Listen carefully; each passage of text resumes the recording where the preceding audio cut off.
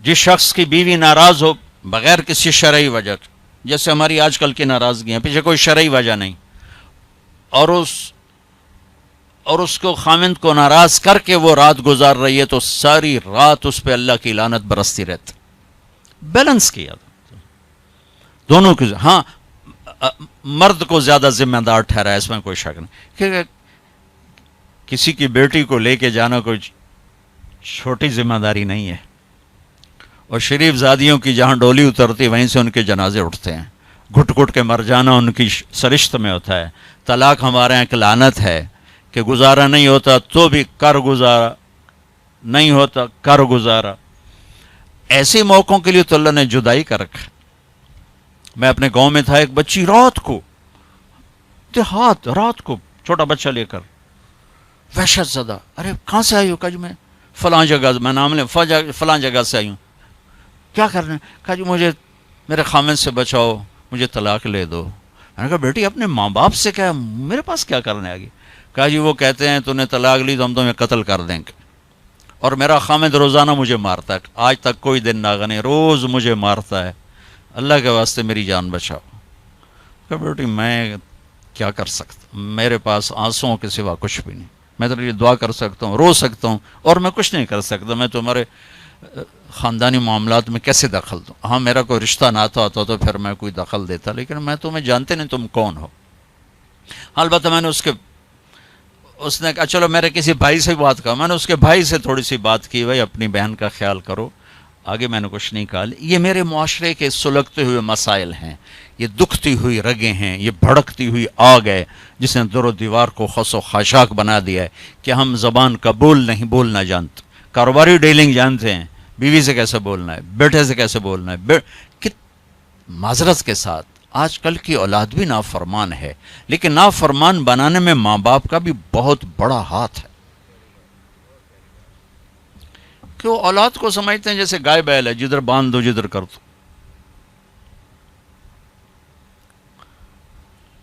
ابھی چند دن پہلے وہ باؤں ہمارے گھر پہنچ گئی، میرے گھر کو پہنچ کہ جی وہ ماں باپ شادی کرنا چاہتے ہیں اور میں وہاں نہیں کرنا چاہتی، اور میرا باپ کہتا ہے تم مر جا میرے لیے، بھائی یہیں کروں گا اور کہیں نہیں کروں گا. اس کی عمر اتنی زیادہ ہے، میری عمر یہ ہے، 20-25 سال کا 20 میں فرق ہے. کہ میرا ادھر ہی کرنی ہے، نہیں تو تیری نہیں کرنی، بیٹھی رہو. یہ والدین کا جبر ہے.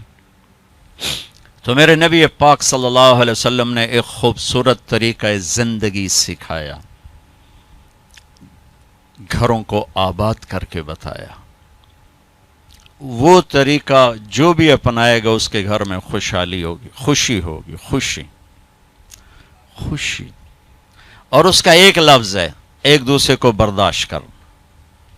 یہ آتے ہی بیوی میری غلام بن کے چلے، میں حاکم ہوں، اور بیوی آتے کہ ہونی تھے میری چلے گی، تیری ماں دی نہیں چلے گی، تو سوائے پھر بھڑکتی آگ کے کچھ بھی نہیں ہوگا. رشتوں کو میرے بھائی بہنوں صرف برداشت سے چلایا جاتا ہے.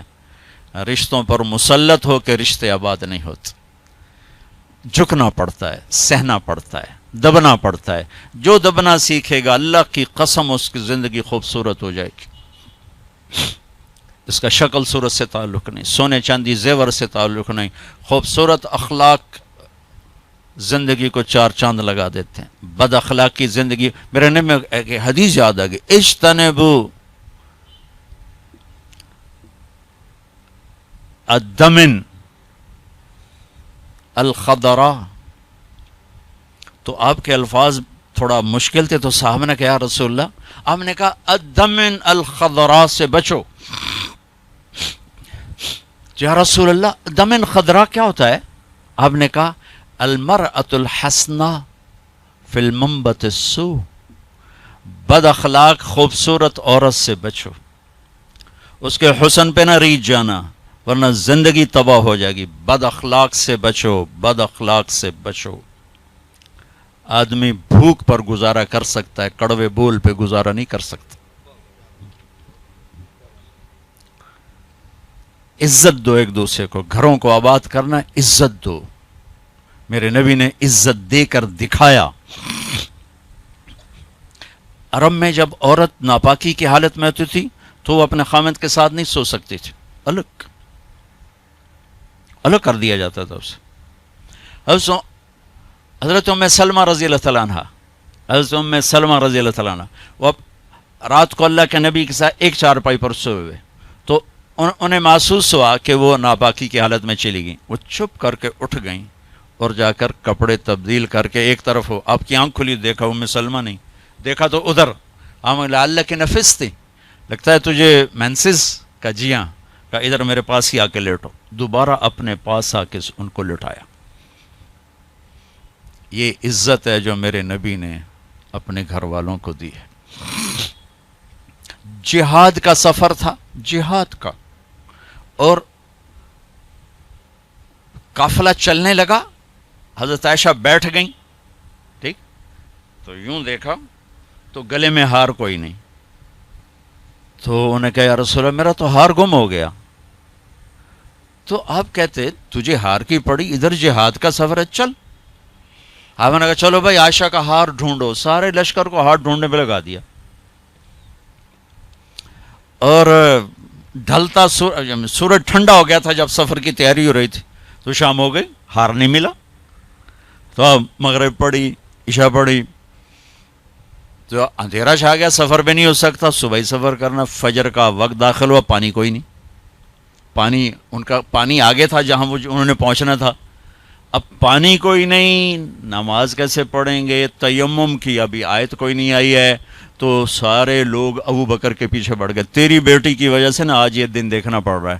اب بتا، پانی ہے نہیں تو نماز کیسے پڑھیں گے؟ اب ابو بکر کو بیٹی پہ غصہ چڑھا. وہ آئے سیدھے اللہ کے نبی کے خیمے میں. تو آگے اللہ کے نبی، اما عائشہ فرماتی میری گود میں سر رکھ کے سوئے ہوئے تھے اور وہ ایسے بیٹھے ہوئی تھیں. تو باپ تو ڈانٹ سکتا ہے، لیکن اب ڈانٹیں تو وہ سوئے ہوئے ہیں، تو اب وہ ایکسپریشن سے ڈانٹ رہے ہیں تیری وجہ سے. اور ان کے یوں پسلی میں نا آ کے انگلی ماری، زور سے، ایسے زور سے انگلی ماری. وہ کہتے میں ایسے ہو گئی تاکہ میں ہلوں نہیں کہ اللہ کے نبی کی آنکھ نہ کھلے. تو یہ کہ غصہ اتار کے باہر آ گئے، باہر وہ تانے پڑ رہے. اللہ کے نبی کی آنکھ کھلی، نماز کا، یا رسول اللہ پانی کوئی نہیں، نماز کیسے پڑھیں گے؟ اب اسی پریشانی میں تھے کہ جبریل آ گئے. فتیمموا صعیدا طیبا، چلو ہاں مٹی سے وضو کی اجازت، تیمم کرو. کبھی کسی امت کو تیمم نہیں ملا، بھلا مٹی سے بھی آدمی پاک ہوتا، منہ تو مٹی مارو بندہ پاک ہوتا. آپ نے چلو منہ پہ ایسے کرو، ایسے چلو نماز پڑھو بھائی. تو پھر وہ جو پہلے سب ناراض ہو، ابو بکر سے کہنے لگے بھائی ابو بکر، آج تیرے گھر کی طفیل کتنی بڑی رحمت ہمیں مل گئی، کتنی بڑی برکتیں ہمیں مل گئی. تو تیمم کی آیت اتری اس موقع پر جب حضرت عائشہ کا ہار گم ہوا. آپ نے سب کو اس کے ڈھونڈنے پہ لگا دی. تو فجر کی نماز ہوئی، تھوڑا سویرا ہوا، تو پھر حضرت عائشہ کہنے لگی یا رسول اللہ چلو ہار تو ملتا نہیں، چلیں. پھر آپ نے کہا چلو بھائی کوچ کرو. جب اونٹنے کو اٹھایا تو ہار پھسل کے نیچے گیا پڑا تھا، تو پھر ہار بھی مل گیا. یہ دلداری ہے میرے نبی کی اپنے گھر کے لیے. میرے بھائی بہنوں، کسی کی بیٹی کو لے جانا بہت بڑی ذمہ داری ہوتی ہے. اور میں یہ دکھ سے کہتا ہوں کہ میرا سسرالی معاشرہ بڑا ظالم ہے، بہت ظالم. کوئی لاکھوں میں ایک گھر ایسا ملتا ہے جس کو لے جاتے ہیں اس کو عزت دیتے ہیں، ورنہ تانے کے سوا کچھ نہیں ہوتا. نہ ساس کے پاس، نہ سسر کے پاس، نہ خامند کے پاس، نہ خامند کی بہنوں کے پاس. سر اس کے عیب بھی دیکھے جاتے ہیں. خوبیاں دیکھنے والا گھر کوئی کوئی ہوتا ہے. ایک حدیث یاد آئی، آپ نے مدینے والوں کی تعریف کرتے ہوئے فرمایا کہ یہ جو میرے مدینے کے صحابہ ہیں نا، انصار، یہ اتنے عالی لوگ ہیں کہ ان کے گھر میں کسی کی بچی آ جائے اسے یوں لگتا ہے جیسے میں اپنے ہی گھر میں آ گئی. یا اپنے انصار کی تعریف فرماتے ہوئے فرمایا کہ یہ میرے مدینے والے ساتھی ایسے ہیں، ان کے گھر میں کسی کی بچی کی ڈولی اترے اسے یوں لگتا ہے میں اپنے ہی گھر میں ہوں. تو سسرال والوں سے کہتا ہوں، جس کی بیٹی لے جاؤ اسے اپنا گھر بنا کے دے دو، اسے اپنا گھر محسوس کرے، اپنا گھر اسے بنائے. ورنہ جانے والی بیٹی کا اللہ نے حق رکھا ہے، شریعت نے حق رکھا ہے کہ اگر وہ تمہاری طرح مالدار ہیں تو انہیں الگ گھر میں اتارو تاکہ کوئی ان کی زندگی میں داخل نہ ہو سکے، وہ اپنی زندگی گزاریں. ان میں جو جھگڑا ہوگا تھوڑا ہوگا، لیکن ادو سس بولی، ادو سورا، ادو نو بولی، ادو او بولے، ادو او بولیا، وہ تو نیری کھچڑی پک جانتی، مطلب مناوے کہنو تو رساوے کہنو. تو شریعت نے حق رکھا ہے کہ اس کو الگ گھر میں اتارو. اس کی ہمت نہیں تو اس کو کرائے کا گھر لے کر دو. وہ کہے کہ مجھے الگ کر دو, مجھے کرائے کا گھر لے کر دو, تو وہ نافرمان نہیں, اسے گھر لے کر دو. اگر اس کی گنجائش نہیں تو گھر میں ایک پورشن اس کے لیے لے کر رکھو. ایک پورشن کی گنجائش نہیں تو ایک کمرہ, ایک ٹوائلٹ, ایک کچن اس لڑکی کا حق. جو کچن اس کے ذاتی استعمال میں ہو, ٹوائلٹ اس کے ذاتی استعمال میں ہو, کمرہ اس کے ذاتی استعمال میں ہو, یہ 3 چیزیں اس کا لازمی حق ہیں. اگر یہ بھی نہیں کر سکتا تو وہ تسبیح پڑھے تھے, روزے رکھے تھے, اللہ کرے کسی دی بیٹی نو ضرور دھکے دیونے تے ذلیل کرنا, ایدوں ہی دھکے تے ایدوں ہی دھکے, پھر چپ کر کے شادی نہ کرے, بس بہ کے اللہ کرے. یہ اللہ نے جانے والی کا حق رکھا ہے. ہماری معاشرت ہندو معاشرت ہے جس میں جوائنٹ فیملی سسٹم چلتا ہے, یہ بہت اچھا تھا, بہت اچھا تھا, ایک دوسرے کی مدد ہوتی تھی. اب یہ ایک مصیبت بن گیا ہے کہ ایک دوسرے میں دخل دینا ایک فرض بن گیا, ایک دوسرے کی زندگی کو تلخ کرنا یہ فرض بن گیا. کس میں جھگڑا نہیں ہوتا, بڑوں کا کام ہوتا ہے سلجھانا, ہم اسے الجھانے میں لگ جاتے. میرے نبی اپنی بیٹی کے گھر آئے, حضرت عائشہ, وہ آگے پریشان, حضرت فاطمہ وہ آگے پریشان بیٹھیں. آپ نے کہا کیا ہوا؟ کہا میرا اور علی کا جھگڑا ہو گیا. ایسی پاکیزہ جوڑی کہ جنت میں نور کی چمک اٹھے گی. لوگ پوچھیں گے جنت یہ نور کہاں سے ہے؟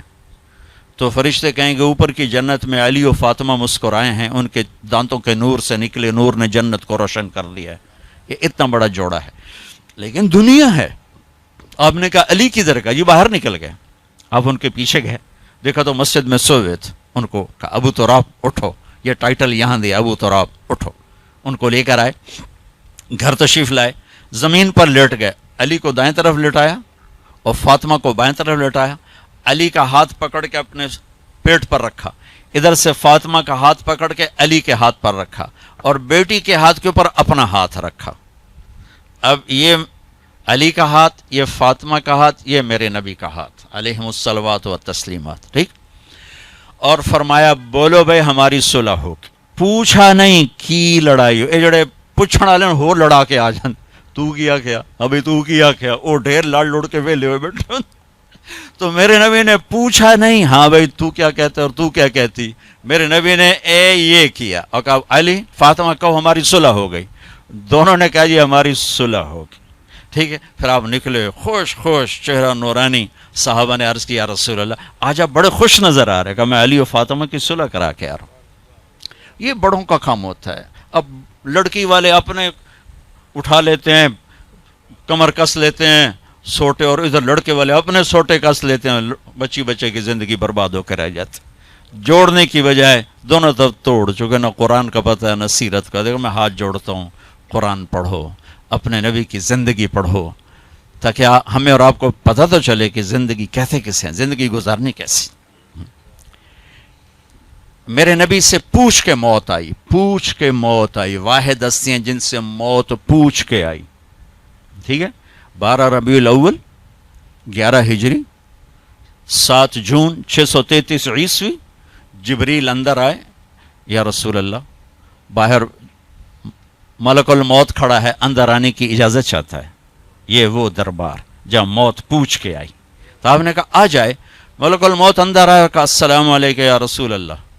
اور پھر کہا یا رسول اللہ آپ پہلی ہستی ہیں جنہیں میں سلام کر رہا ہوں, میں نے کبھی کسی کو سلام نہیں کیا. کہ یا رسول اللہ آپ پہلی ہستی ہیں, اللہ نے فرمایا پوچھ کے اندر جانا, بغیر پوچھے نہ جانا. اللہ اکبر, پوچھے گا اللہ ہم میں سے کسی سے. یا رسول اللہ اللہ نے فرمایا آنا چاہیں تو لے آنا, رہنا چاہیں تو چھوڑ کے آ جانا. ٹھیک ہو. اچھا آپ کیسے تھے؟ اما عائشہ ایسے بیٹھی اور آپ اما عائشہ کے سینے پر سر رکھ یہ کیفیت کا. تو آپ فرماتے اچھا ٹھیک ہے, میں اٹھتا ہوں, میں وضو کرتا ہوں, 2 نفل شروع کرتا ہوں, جب میں سجدے میں جاؤں میری جان نکال لینا. ہم دعائیں میں یا اللہ سجدے کی موت عطا فرما. کتنے لوگ ہیں دعائیں کرتے ہیں یا اللہ نماز پڑھ رہے ہوں موت آ جائے, سجدے میں سر ہو موت آ جائے. کتنی عام تمنا, میں خود دعا مانگتا ہوں. تو آپ کہتے کہ تم ٹھہرو میں وضو کر لوں, جب میں سجدے میں سر رکھوں میری جان نکال لینا. آپ نے اپنی بیگم کے سینے پر سر رکھے ہوئے ہی موت کو قبول کیا کہ یہیں نکالو، یہیں نکالو، وہیں لیٹے لیٹے۔ اس لیے میری ماں حضرت عائشہ فرماتی تھی میرے نبی میرے سینے اور ٹھوڑی کے درمیان اللہ کے پاس حاضر ہوئے، مات فی سحری و نحری۔ یہ بھی ایک پیغام تھا، یہ بھی ایک پیغام تھا کہ آپ اپنی بیگم کے سینے پر سر رکھ کے دنیا سے جدا ہوئے ہیں اور اللہ کی بارگاہ میں پہنچے۔ تو بھائیو، لمبی ایک خوبصورت زندگی ہے، میں گھنٹے سوا گھنٹے میں کیا بتا سکتا ہوں، اور یہ اتنا اندھیرا ہے کہ اس میں کروڑوں شمعیں جلیں گی اور اربوں پروانے قربان ہوں گے، تب جا کے صبح ہوگی۔ اس اندھیر میں میری چند باتیں پتہ نہیں کوئی روشنی کا سبب بنے یا نہ بنے، پر اگر چند کانوں پہ دستک ہو گئی تو شاید کچھ ذرہ خیر وجود میں آ جائے۔ بھائیو، اپنے نبی کی زندگی سیکھو، اپنے نبی کی زندگی کے مطابق چلنے ڈھلنے کی کوشش کرو۔ یہ تبلیغ کا کام بھی اس کو سیکھنے کی ایک خوبصورت محنت ہے، جو کرے گا اللہ تعالیٰ اس کی دنیا بھی بنائے گا، اللہ تعالیٰ اس کی آخرت بھی بنائے گا۔ آخری بات یہ کہتا ہوں، اپنے گھروں کو آباد کرنا ہے تو اس زبان پہ قابو پانا سیکھ لیں، اس زبان پہ قابو پانا سیکھ لیں، اس زبان پہ قابو پانا سیکھ لیں، انشاءاللہ میرے آپ کے گھر آباد ہو جائیں گے۔